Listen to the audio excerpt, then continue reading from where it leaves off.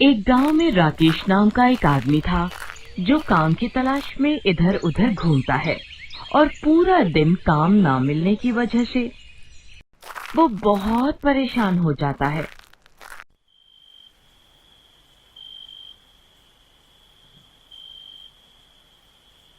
और रात को जब वो थककर अपने घर जाता है, घर में घुसते ही उसकी बीवी उससे पैसे मांगती है। अजी सुनिए, मुझे कुछ पैसे दे दीजिए, मुझे सोनिया को कल मेले में लेकर जाना है। क्या पैसे? मेरे पास तो खाने के लिए भी पैसे नहीं हैं। क्या आपके पास पैसे नहीं है? पैसे नहीं है कहने से घर का खर्चा थोड़ी ना चल जाएगा। मुझे नहीं पता, आप जाओ और कहीं से भी पैसे लेकर आओ। पुष्पा तुम ही बताओ, मैं कहाँ से पैसे लेकर आऊँ? जिनसे पैसे लेने थे उन लोगों ने पैसे देने से मना कर दिया। काश मैंने तुमसे शादी करने से मना कर दिया होता तो आज मैं सुख से रहती। जब से मैंने तुमसे शादी की है तब से एक भी दिन सुख से नहीं रही हूँ। कभी सोचा है तुमने, कभी मेरे लिए या हमारी बेटी के लिए क्या किया है? आखिर सोनिया तुमसे इतना प्यार करती है, लेकिन कभी तुमने उसके प्रति पापा होने का कोई फर्ज निभाया ही नहीं है। ऐसा कहकर रोते हुए पुष्पा वहाँ से चली जाती है और राकेश देर रात तक मन ही मन पुष्पा के कहे शब्दों को सोचता है और सोचता है कि मैंने कभी अपनी पत्नी और अपनी बेटी को कोई सुख नहीं दिया है। वो यही सब बातें सोचता है और परेशान होकर उठकर बाहर चला जाता है और थोड़ी दूर चलते चलते वो जंगल में चला जाता है। वहाँ जैसे ही वो पहुँचता है तो उसे वहाँ एक तालाब दिखाई देता है जिसके पास एक लकड़ी की तख्ती दिखाई देती है जिस पर लिखा होता है सावधान और नीचे लिखा होता है इस तालाब में जो भी कूदता है वो कंकाल बनकर ही बाहर आता है। ये पढ़कर राकेश मन ही मन में सोचने लगता है कि मैं भी इस तालाब में कूद जाता हूँ। इस रोज रोज की चिक चिक भरी जिंदगी से तो कंकाल बनकर ही रहना बेहतर है। फिर ऐसा कहकर राकेश तालाब में कूद जाता है और जैसे ही वो तालाब में कूदता है तभी तालाब में बवंडर आता है और राकेश को उठाकर बाहर फेंक देता है। अरे मुझे ये क्या हुआ? मुझे ऐसा महसूस हो रहा है कि मैं पहले से और भी ज्यादा ताकतवर और फुर्तीला हो गया हूँ। तभी तालाब में से आवाज आती है। नहीं, ये सच है। ये आवाज सुनकर राकेश बहुत ज्यादा डर जाता है और डरते हुए इधर उधर देखते हुए बोलता है कौन है? कौन है? यहाँ जो भी है सामने आओ। तभी तालाब में से पानी निकलकर बोलता है मैं तालाब बोल रहा हूँ, एक जादुई तालाब। तालाब को ऐसे बोलते देख राकेश और भी ज्यादा डर जाता है। अरे अरे तालाब कैसे बोल सकता है? मैं तालाब ही हूँ और जो भी मेरा इस्तेमाल जो सोच कर करता है उसका उल्टा ही होता है। जो भी मुझ में स्वस्थ होने के लिए कूदे उसका उल्टा हुआ, वो मरकर कंकाल बनकर निकले। अरे फिर तो आप मेरे बहुत काम आ सकते हैं। काम तो आ सकता हूँ, लेकिन उल्टे कामों में, क्योंकि मैं कोई भी काम सीधा नहीं करता हूँ। अब समझ गया मैं तालाब जी। फिर राकेश इधर उधर देखता है और उसे तालाब के पास में ही एक खाली मटका रखा हुआ दिखता है और वो उस मटका को उठाकर तालाब के पास में आता है और फिर तालाब हंसते हुए उस मटके में चला जाता है और फिर राकेश उस मटके को लेकर घर आ जाता है।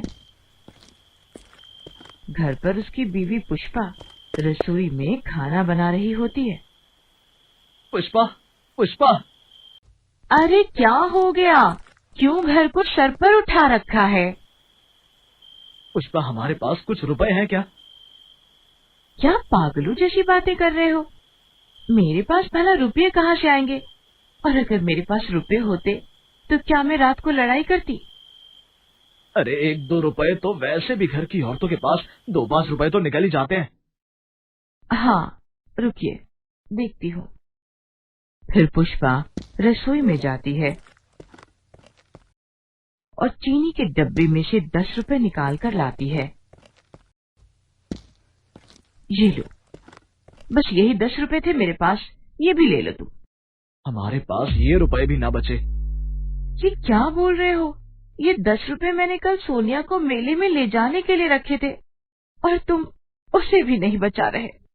जैसे ही वो मटके में पैसा डालता है, वैसे ही मटके में से 7-8 गुना और पैसे निकलकर राकेश की जेब में आ जाते हैं। हे भगवान, ये क्या जादू है? बीवी जी, देखा इस मटके में रखे तालाब के जादुई पानी का कमाल। और हाँ, इसे सिर्फ उल्टे काम करने की आदत है, इसलिए मेरे रुपए खत्म करने की बात की तो इसने मेरी जेब रुपयों से भर दी है। भगवान का शुक्र है कि ये सही हाथों में आया है। इससे तो हमारी ही चीज को खत्म कर कर भर सकते हैं।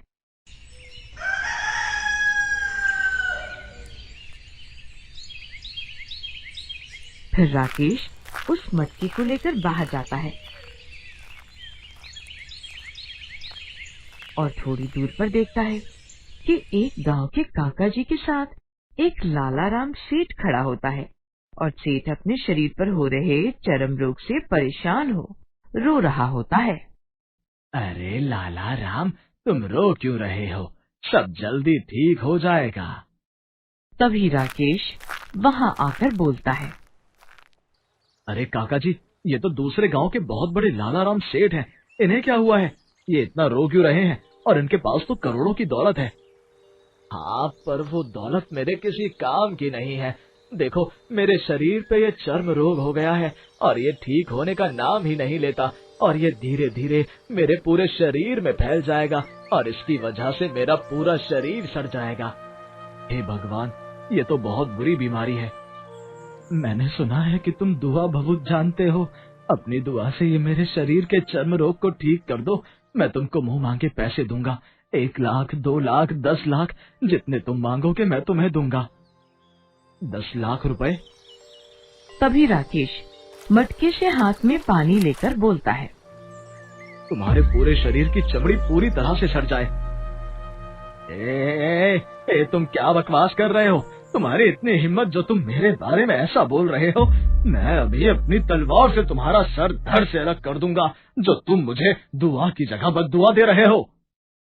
और तभी एकदम से लालाराम के शरीर से चर्म रोग गायब हो जाता है और वो खुशी में चिल्लाने लग जाता है। अरे अरे, ये क्या? देखो देखो काका जी, मैं ठीक हो गया। देखो, मैं बिल्कुल ठीक हो गया। ये लो, ये लो, ये लो 15 लाख का चेक। फिर राकेश भी वहां अपने घर चला जाता है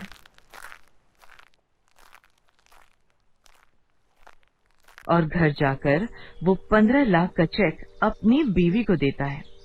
अरे अरे, 15 लाख का चेक! भगवान की कृपा से अब हमारी सारी परेशानियां खत्म हो जाएंगी। अरे यही नहीं बीवी जी, अब तो पूरे गांव में हमारी चर्चा है और फिर धीरे धीरे पूरे शहर में हमारी चर्चा हो जाएगी और लोग समझेंगे कि ये सब हम अपनी दुआ बहुत से कर रहे हैं, लेकिन उन्हें क्या पता कि हमारे पास ये जादुई तालाब के पानी का करिश्मा है। अरे वाह, अब तो हमारे पास पैसा ही पैसा होगा। भगवान का शुक्र है कि ये तालाब का पानी आपको मिला, जिससे हम सब बहुत अमीर हो जाएंगे और हम चाहते हैं कि ये पानी इस मटके से कभी भी खत्म ना हो।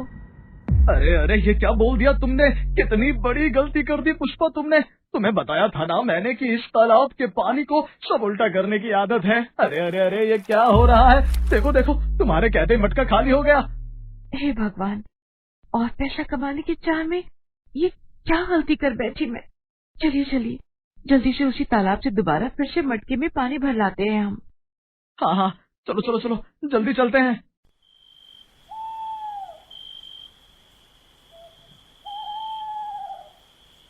और वो दोनों वहीं जंगल में जाते हैं। तालाब के पास जाकर देखते हैं कि अरे अरे अरे, ये क्या हो गया? ये तालाब तो सूख गया है। इसका तो पूरा का पूरा पानी भी सूख गया है। हे भगवान, ये क्या कर दिया मैंने? आज मुझे एक बात समझ आ गई है कि ज्यादा खुशी में या दुख में हमें सोच समझ कर ही बोलना चाहिए, क्योंकि कभी कभी हम खुशी में या दुख में कुछ भी बोल देते हैं और वो सच भी हो जाता है, जिसकी वजह से हमें काफी परेशानियां भी झेलनी पड़ जाती हैं।